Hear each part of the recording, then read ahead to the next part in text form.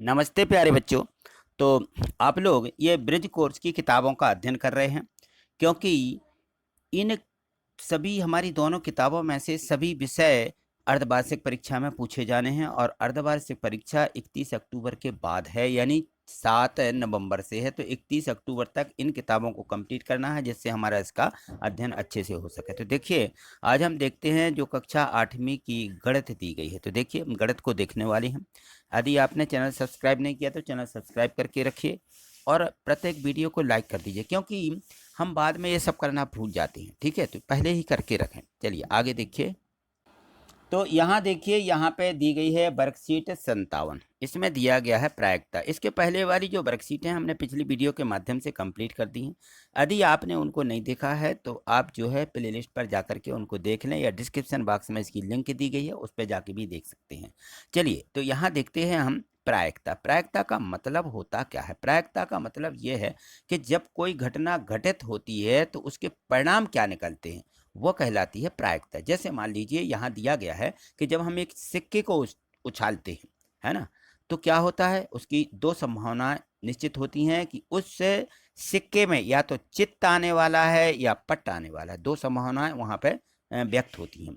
तो इनकी जो प्रायिकता है वो क्या होगी, क्योंकि संभावनाएं दो थी, तो किसी भी घटना के घटित होने की प्रायिकता, जैसे चित्त आने की प्रायिकता है तो 1/2 हो जाएगी। इसी प्रकार से पट्ट आने की जो प्रायिकता होगी वो भी 1/2 ही होगी। ठीक है, तो ध्यान दीजिए, यहाँ पे लिखा हुआ है कि जिन घटनाओं के घटित होने की कोई संभावना नहीं हो उनको प्रायिकता 0 होती है, और जिन घटनाओं के घटित होने की संभावना निश्चित होती है उनकी प्रायिकता 1 होती है।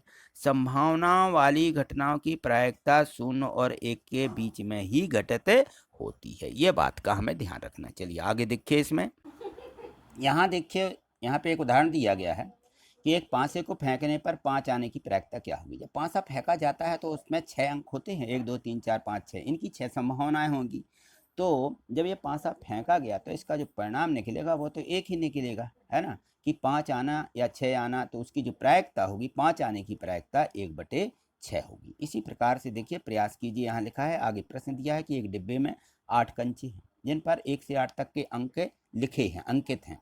तो संख्या 3 आने की प्रायिकता क्या होगी? तो देखिए, डिब्बे के कंचों पर 1 से 8 तक के अंक हैं, तो 3 आने की प्रायिकता 1/8 होगी। ठीक है, जगह ना होने के कारण, नहीं तो और लिख सकते हो।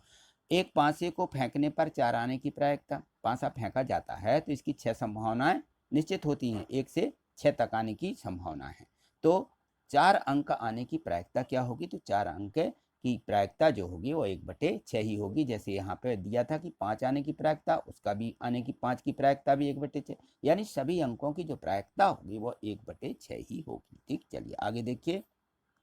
वर्कशीट 58 दी गई है और इसमें दिया गया है दंड आलेख। ठीक है, तो ये जो दंड आलेख हैं ये किस प्रकार से होते हैं? जब हम किसी दंड आलेख का निर्माण करते हैं तो यहाँ देखिए, दंड आलेख में समान चौड़ाई जो होती है, उनके जो आलेख बनाए जाते हैं समान चौड़ाई के होना चाहिए।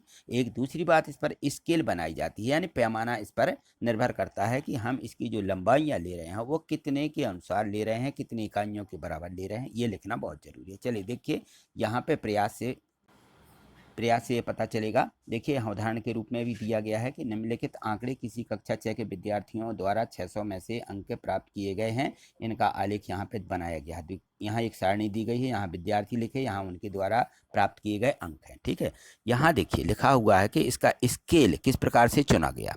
तो यहाँ देखो, अंक यहाँ से 100 से ऊपर हैं तो यहाँ 100 की वृद्धियाँ लेते हुए इनका विभाजन किया गया है कि 1 इकाई बराबर हम 100 अंक यहाँ पे माना गया है। तो यहाँ देखो, यहाँ से 1 इकाई, 2 इकाई, 3 इकाई, तो यहाँ से 100 200 300 इस प्रकार से बढ़ते क्रम में। और यहाँ पे जो है विद्यार्थियों के नाम लिखे रहेंगे, किसको कितने अंक मिले, ये अंक ऊपर तरफ ये दर्शाए गए हैं। तो अजय को कितने, यहाँ तक जाएंगे तो ये देखिए अजय के 450 अंक यहाँ हो जाएंगे ना।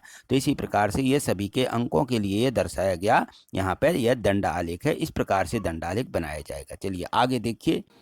तो यहाँ देखिए, यहाँ है दंडालेख बनाना है। तो यहाँ प्रश्न एक दिया है कि 6 विभिन्न कक्षाओं के विद्यार्थियों की संख्या नीचे दी गई है, इन आंकड़ों से एक दंडालेख बनाइए और इन प्रश्नों के उत्तर देने की आप स्केल किस प्रकार से चुनेंगे। तो यहाँ देखिए, जो स्केल चुनी जाएगी, ये जो हमें यहाँ पे सारणी दी गई है इसके अनुसार देखें तो यहाँ 80 90 100 95 और 135 तक गए हैं, है ना। तो ये बहुत बड़ी लंबी हमारे कॉपी में मतलब है ये ग्राफ दंडालेख हो जाएगा। तो हमें क्या करना है, यहाँ हम जो स्केल चुनेंगे 1 इकाई बराबर हमें 20 अंक लेना है, ठीक है। और यहाँ पे दिया है कि इन प्रश्नों के उत्तर दीजिए कि आ और बा, ये 2 प्रश्न दिए हैं। किस कक्षा में विद्यार्थियों की संख्या अधिकतम है, तो हमें लिख देना है कि यहाँ देखिए किस कक्षा में, 5वीं में 135 सबसे अधिक विद्यार्थी हैं, तो लिख देंगे कक्षा 5वीं में विद्यार्थियों की संख्या अधिकतम है।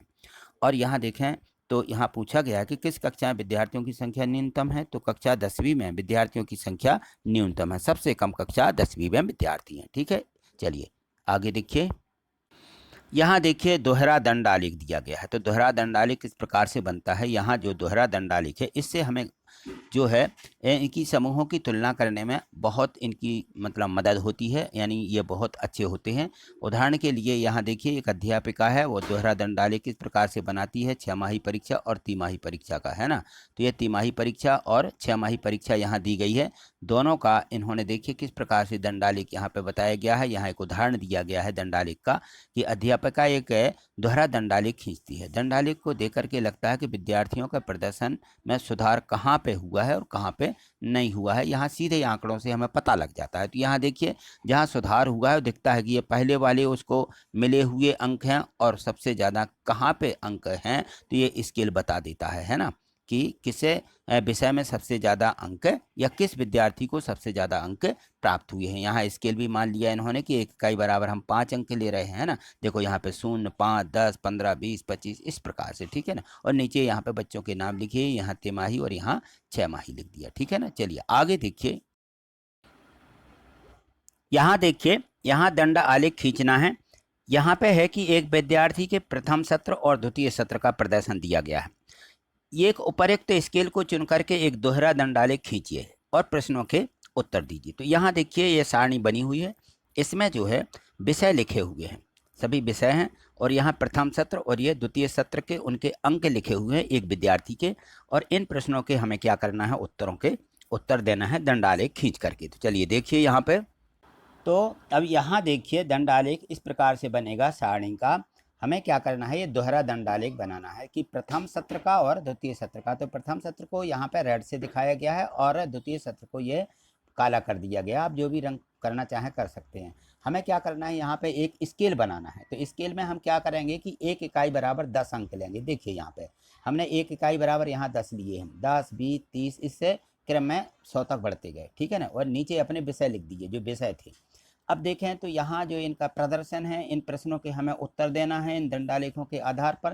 तो यहाँ देखें पहले में दिया कि गणित में सबसे अधिक सुधार किया गया। पूछा गया था कि किस विषय में विद्यार्थी ने प्रदर्शन में सबसे अधिक सुधार किया, तो गणित विषय में सबसे अधिक सुधार किया है। यहाँ पर जो इनका ग्राफ बढ़ा हुआ है 88 से 95 तक बढ़ गया था, है ना। और किस विषय में सुधार कम रहा, तो यहाँ सामाजिक विज्ञान में सुधार कम रहा है, क्योंकि ये 73 से 75 ही गया है।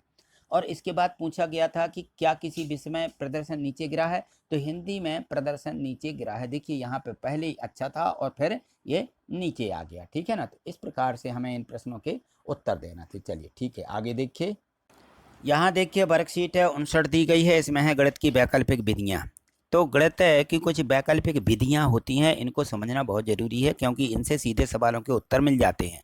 गुणा करने की ये एक न्यून पूर्वायन विधि कहलाती है, एक न्यून पूर्वायन विधि, ठीक है। इसके द्वारा हम सीधे उत्तर निकाल देते हैं। तो किस प्रकार से निकालते हैं, तो यहाँ देखेंगे, ये उदाहरण के रूप में इन्होंने यहाँ पे समझाया। और देखिए यहाँ पे ये सीधे उत्तर आ गया।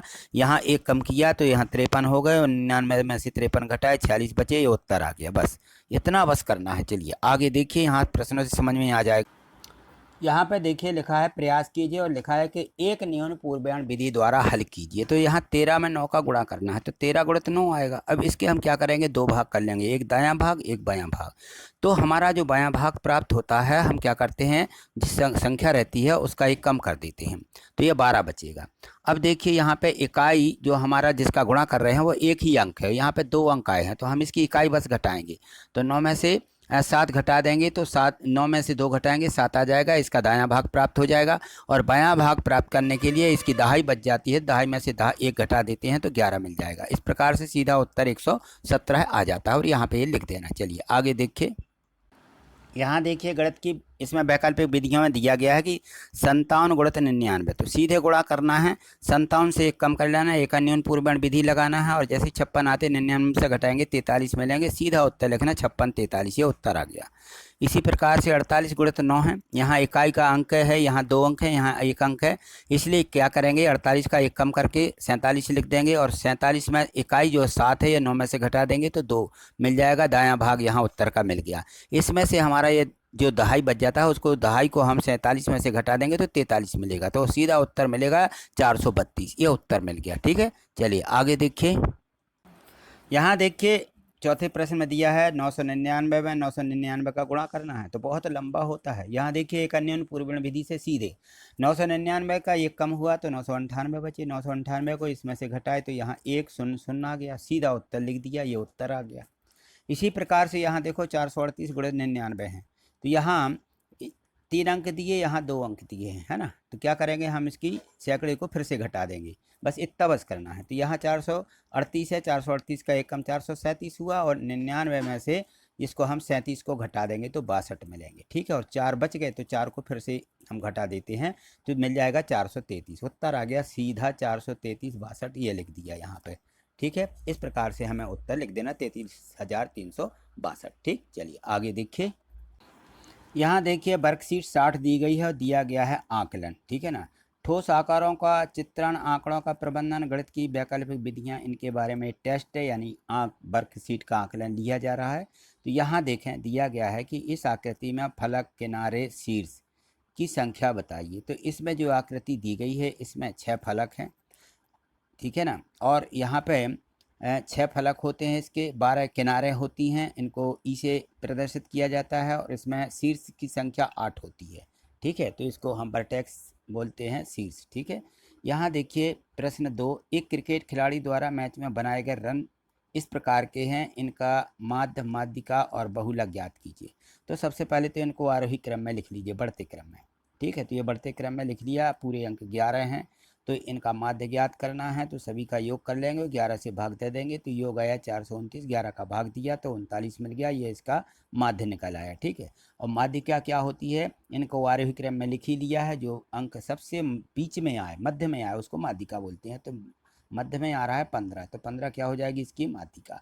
और बहुलक क्या होता है, जो अधिक बार आया हो जो अंक, तो 15 देखिए 3 बार आया है, तब बहुलक क्या होगा 15 हो जाएगा। तो इस प्रकार से हमें इनके उत्तर शॉर्ट में ही देना थे क्योंकि कम जगह छोड़ी गई है। चलिए आगे देखिए।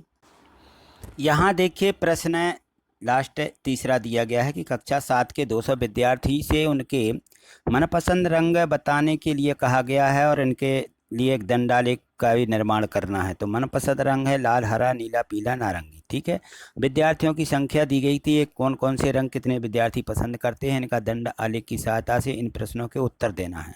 ये दंडालेख बना दिया। कौन सा रंग सबसे अधिक पसंद किया गया, तो देखिए यहाँ पे सबसे जो अधिक रंग पसंद किया गया वो है पीला रंग। तो कौन सा, ये पीले के सामने है, इसको पीला रंग है ना। और यहाँ देखें कौन सा रंग सबसे कम पसंद किया गया, तो हरा रंग सबसे कम पसंद किया गया। इसका देखिए यहाँ आंकड़ा बिल्कुल कम है।